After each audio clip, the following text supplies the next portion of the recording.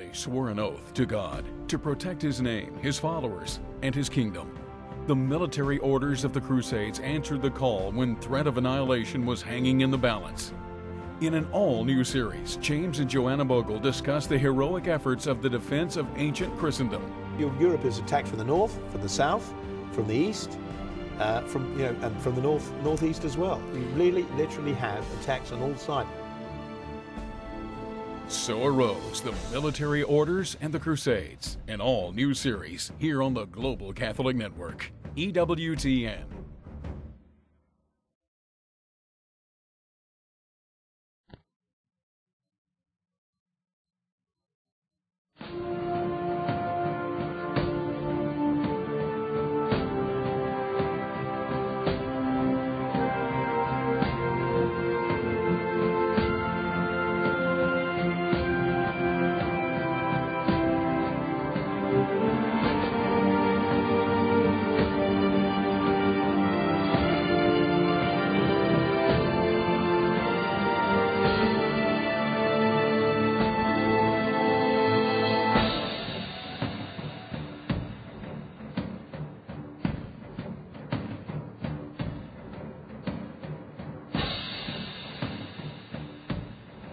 Hello, I'm Joanna Bogle, and with my husband Jamie, together we're exploring the military orders and the Crusades.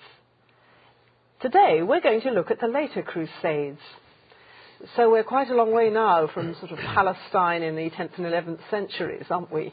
We've really brought the whole story right up to date, and we're looking at the later medieval period and indeed the period connected with the Protestant Reformation and beyond. So we've moved a very long way from the beginning. Well, we have. And we've seen the fall of the Latin kingdom of the Crusader states with the fall of Acre in 1291. And now we've seen what happened thereafter with the Knights Templar. They were suppressed wrongly, unjustly. The Knights Hospitaller were not. They inherited the estate of the Templars, which was, of course, very substantial across the whole of Europe. They ended up going to Rhodes, then to Malta, the Siege of Malta. And the great threat then ceases to be the Muslim Arabs and has long since become the Ottoman Turks. We saw originally the Seljuk Turks. Now the king of the castle, if you like, is the Ottoman Turks. And in 1453, we finally see the fall of Constantinople. If you remember, it's been besieged from right way back since the very beginning of Islam, from I think it was 680, right the way through, and eventually, after a monumental struggle over many centuries, Constantinople falls in 1453, and that really is the end, finally, of the Eastern Roman Empire. Of course, it lives on in the Greek and Russian Orthodox churches and the Greek Catholic churches, who remember in a spiritual way that Eastern Roman Empire as much as they do Eastern Christianity as a whole. And of course Constantinople is today Istanbul. We need to understand. Well, since 1453 it's been in Muslim hands. So incidentally was Jerusalem until 1917, when Lord Allenby and the British Army rode in during the First World War. And what we now see at that time is a threat to mainland Europe from the Ottoman Turks, and it's a much graver threat even than the earlier threats, with the possible exception of the Battle of Tours right back in 732, because it's now encroached right onto the mainland of Europe. And indeed not far, geographically speaking, from, for example, Rome and the papacy and so on. So we're now going to hear about some of the later battles, some which will be familiar to us, giving rise to feasts that we celebrate today and the significance of the Rosary and so on, things that have become part of Catholic tradition, reflected even in our calendar today. Very much so. We often hear the Rosary referred to as almost a spiritual weapon. And there is a historical background to this, as we'll see, because it was the prayer of the Rosary through various Rosary campaigns which supported many of the defensive battles of the Crusaders after this time in 1453. And we see the attempt by the Ottoman Turks to take Europe. There is no question that that is their plan. They first attempt by sea. We've seen that with the siege of Malta, and we later see it with other sea battles, and particularly the Battle of Lepanto, and then they attempt to cross by land. But their first attempt is in 1529, shortly after the Battle of Mohacs, where they defeated the Hungarians on the Hungarian plain. Hungary comes in as a plain, and then it rises into the more mountainous region of Austria. And Vienna is poised right on the edge of that. So having taken Hungary in the Battle of Mohacs, this is now an immediate threat to the capital of the Holy Roman Empire, Vienna. The capital moved around, but it was at the moment Vienna. And Vienna is very directly threatened. And we see in September of 1529 the famous Siege of Vienna. Not to be distinguished, it's to be distinguished from the Battle of Vienna, which comes later. The Siege of Vienna. And Vienna is defended by a small army under Count Nicholas von Salm. Salm is a famous Austrian name. And he succeeds in defending against a huge Ottoman army and is finally victorious, although Salm himself sadly was killed in the battle. And we thereafter see an attempt by the Ottomans to attack by sea. And famously, in October of 1571, a sea battle takes place off the coast of Greece, a place now called Naupactos, but in those days known by its Roman or Latin name, Lepanto. And there we see a huge sea battle because an enormous fleet, it's about nearly 3 times the size of the Christian fleet, comes in with the intent of invading Europe by sea. And by now, then, the Turkish armed forces include this very magnificent navy. We need to understand this, because this is fundamentally different from the Crusader battles of an earlier period in the territory of the Holy Land. And we also have a divided Christendom by this stage, because the huge events of the Reformation have taken place, which have split or are in the process of splitting Europe, with consequences which at that time were unforeseen, but were at that time happening. I mean, we're in the vortex of this drama, with Christians pitted against Christians, and the huge political and national tensions that have arisen, because the issues have ceased in some cases to be religious and been taken up by local nationalistic things and rulers and so on. That's a very good point. What you see with the advent of the Protestant Reformation, we know all the obvious religious consequences. So you get hostility within what was once Christendom, the Christian Europe. You see hostility between Christians. Yes. Some calling themselves Protestants or calling themselves by other names, being essentially anti or opposed to what was once the unified Catholic ideal. But you also see the rise of nationalism, because once you decide, I'm going to take my state out of the Holy Roman Empire and create a state of my own as a Protestant leader, you then invest a great deal of emotional and political energy in defending your little piece of territory. And this gives rise to a very potent force in European history, nationalism. There's also the understanding that the way it works out in the Reformation, that you effectively have to follow your prince or ruler. So the English identity, for example, becomes bound up with that of the Tudor monarchs, and so there is a real problem here in seeing the larger picture. There is this, as you say, investing a certain amount of emotional activity. And it affects Catholic monarchs as well, because Louis XIV, King of France, actually sides with the Turks against the Holy Roman Empire, for purely political and nationalistic reasons. And this causes tremendous problems, and it is a great threat. To be fair, Elizabeth I, although very hostile to the Catholic Church, sides against the Turks. She can see the danger.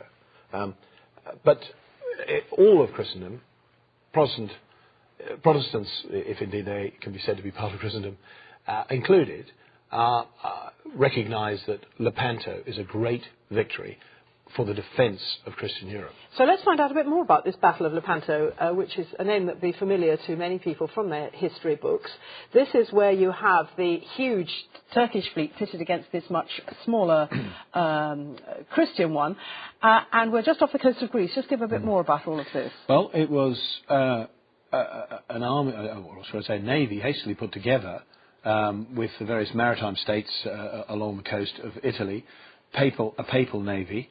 Of course, the Knights Hospitaller are represented there with their galleys, because remember they're based in Malta now. Malta, yes. And St. Pius V, who was then Pope, a Dominican, orders a campaign of prayer through the Rosary. And he is vouchsafed, it is said, a kind of locution that the battle has been won. Yes, and sadly he dies before he's able to celebrate the victory. But the battle itself is commanded by the natural son of the Emperor Charles V, Don John of Austria, the famous Don John of Austria. And in his flagship, he has mounted on his wall an image of Our Lady of Guadalupe. Now this is interesting because this is an image from the New World, from the Americas, and this is an image of Our Lady that is not European. It is that's what's so significant. It's Christian. So this is a battle about Christianity and so on, rather than any sense of European superiority. And just out of interest for us, many of us are brought up with images of Our Lady, for example, of Lourdes or of Fatima, very sort of 19th or post-19th century images. And here is Guadalupe, a much older one, with I think very attractive image. Almost less sentimental. She's an Indian maiden and so on. So there's That's Guadalupe right. hanging on the wall Indeed. of the flagship. And it's because, of course, Emperor Charles V and Don John of Austria have Spanish roots, among others. They're very cosmopolitan individuals, as the leaders of Christendom were in those days. But at the same time, we also see, as a result of this huge victory, which has saved Europe, we see the institution of the Feast of Our Lady of Victory, which subsequently becomes the Feast of the Holy Rosary, and then the Feast of Our Lady of the Rosary. And it's celebrated, as we know, on the very day of the Battle of Lepanto, the 7th of October every year. We commemorate, a lot of people don't realise it, the Battle of Lepanto. And it's this. And the prayer campaign of the Rosary. The prayer campaign. And it's this that has given us the tradition of October as the month of the Rosary. It is. So most Catholic parishes will have, what they call October devotions, and there will be that will be announced. But this idea is really all rooted in commemorating this battle and the Rosary campaign that... Exactly. Well, the Ottoman Turks don't give up at this stage. They go back to Plan A again, which is an overland assault.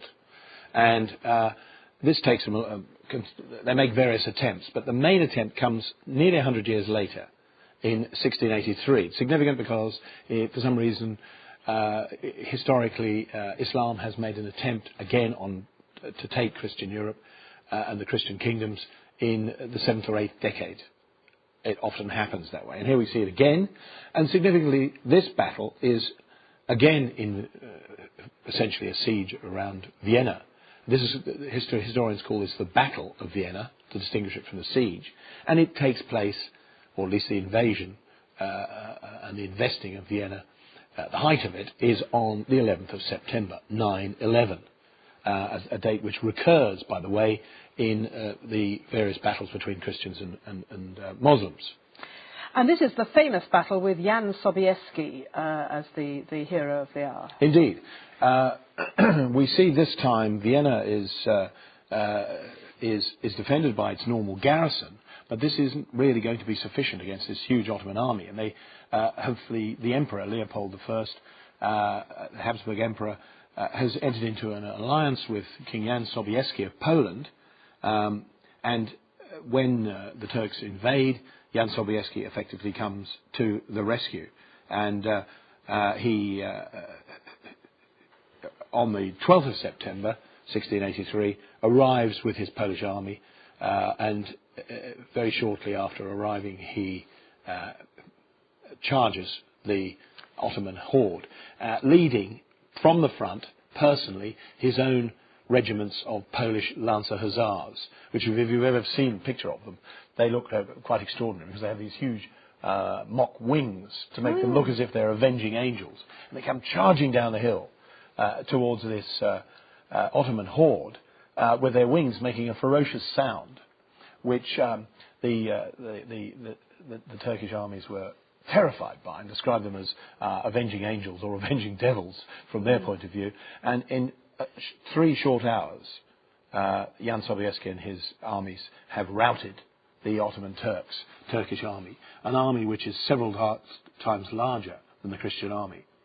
And a major victory is secured, and Vienna is saved. So this is one of the turning points of European history, and has always rather been taught as that. And Jan Sobieski and the whole idea of the Battle of Vienna was always seen as one of those sort of major moments, rather as British people talk about 1066 or something. Exactly. Well, to give you an idea as well of what they were facing, they also had Protestants siding with the Turks for nationalistic and anti-Habsburg reasons. For example, Imre Tokol, who is the Hungarian leader, is backed by the Turks, and this is used as a casus belli by the Grand Vizier, Kara Mustafa Pasha, who is sent in command of the Ottoman armies by Sultan Mehmet IV. But here's what Mehmet IV says to the Emperor Leopold. He sends him a declaration, and it says this, and this is verbatim: "We order you to await us in your resident city of Vienna, so that we can decapitate you. We will exterminate you and your followers. Children and adults will be equally exposed to the most atrocious tortures before being finished off in the most ignominious way imaginable." Now, whoever wants to put the construction that this is an aggressive war by the Crusaders against the Turks is really going to have an uphill struggle. The reality is, of course, quite the other way round. And were it not for the intervention of the King of Poland, Jan Sobieski, it is quite probable that Vienna would have fallen.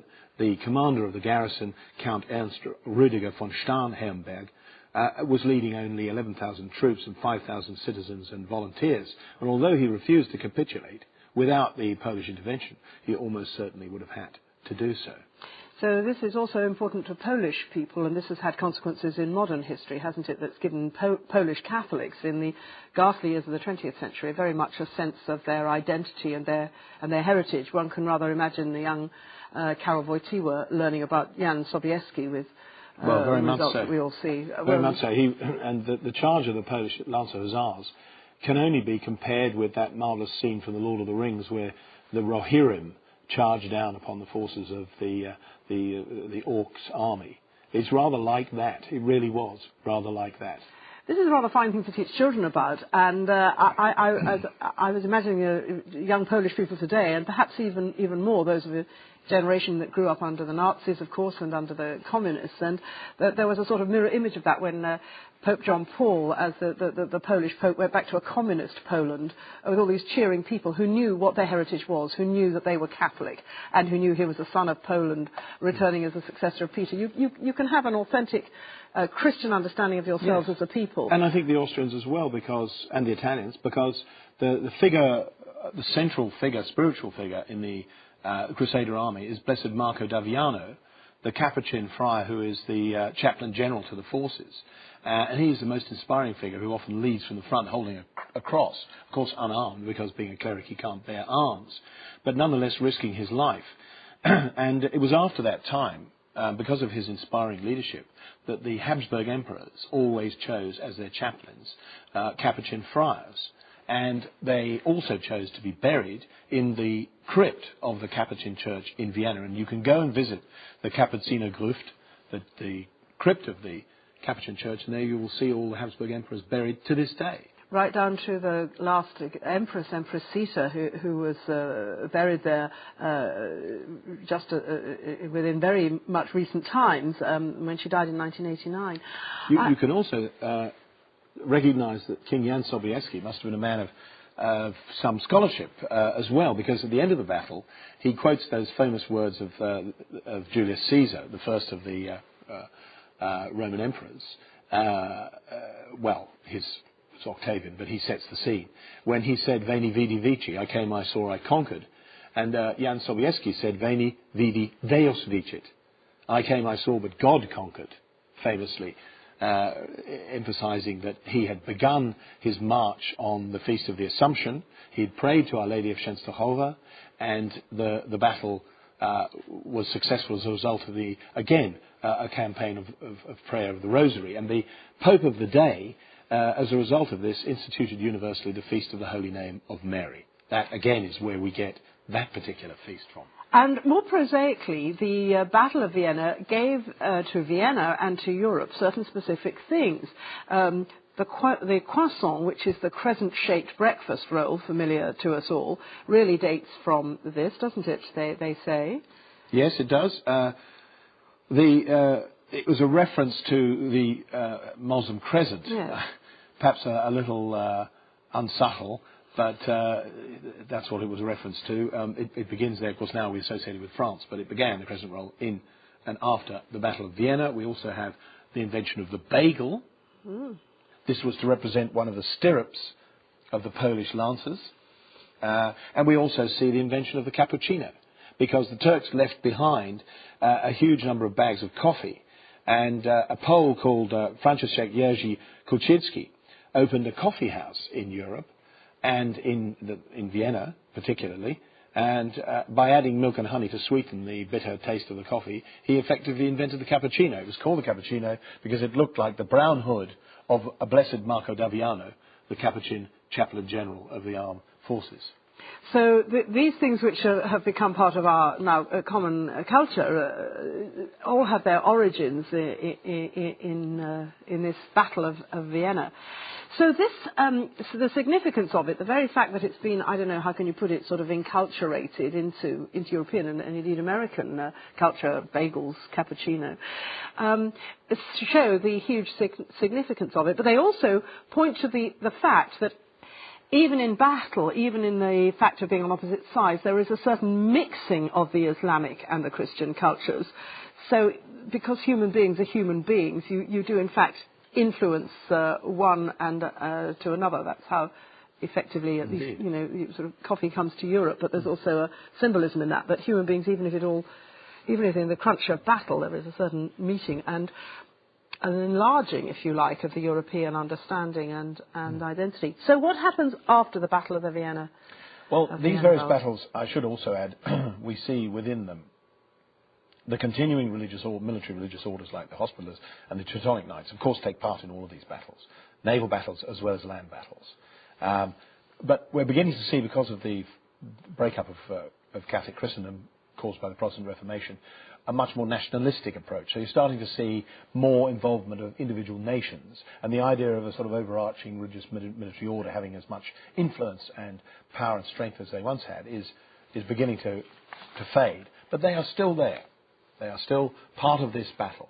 And Crusades themselves, because it's again, I think, perfectly fair to call these Crusades, even though they're not part of the numbered 1 to 9 Crusades, continue right up until the French Revolution of 1789, when the whole face of Europe is radically changed by the Bonapartist invasions. And Catholic Europe effectively is cut right down to size. After that, we see a very, very different Europe. In the 19th century, essentially, we have wars of nationalism. We start to have wars of imperialism, which are purely for land grabbing and not really having any great chivalric or crusading ideal at all. And indeed, that's expressly rejected. And so it goes on, because what happens is that the enemies of Christianity essentially begin to take over large parts of Europe and European governments. And we really see the extinction of the central empire of what once was Catholic Christendom in 1919 with the fall of the Austrian Empire. And after that, in a sense, the Crusades have really effectively lost. So anyone who is entertaining the idea that this was we've seen a continuation of, as it were, crusading aggression, has really, again, got the wrong end of the stick. The idea, though, of the Crusades, but we'll be talking about this more in our final programme when we'll be looking at the big overview of the Crusades. Nevertheless, the ideal of the Crusades, of the soldier who lays down his life for a noble ideal and not merely for land grabbing, is one that's influenced Christian nations. And we think of our own country, young men who have died for our country in war. At its noblest, they've been seen sort of in connection with the Crusades. So, for all sorts of reasons, the idea of the Crusades being an evil thing is quite a modern idea, and for all sorts of reasons has often been seen as exemplifying also something noble. Yes, I think the beauty of it is that the spiritual good has inured even long after the physical reality has faded.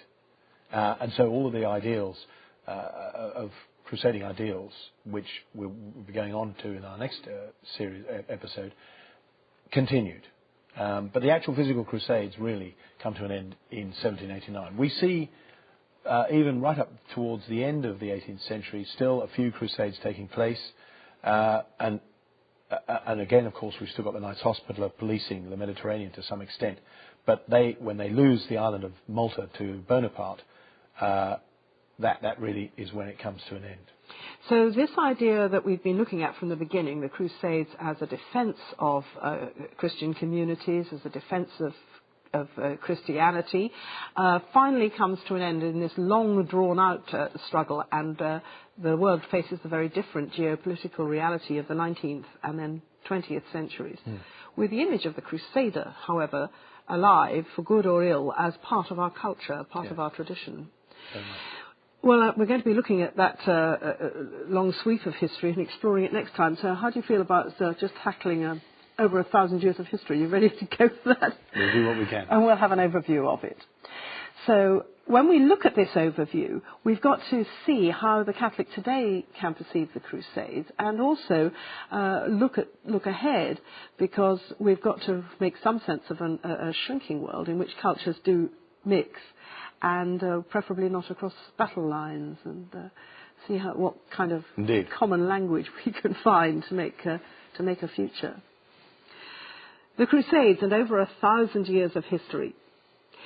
In the next and final episode, we'll be exploring that history of the Crusades, looking back over what we've learned and discovered from the 10th and 11th centuries right onwards towards the French Revolution, and also exploring some of the lessons of history, the way the Crusades are viewed today, opportunities for some future study, and recognising some of the implications of our history for today, and how we can face, as Catholics, the world of tomorrow with something of a noble idea in our hearts.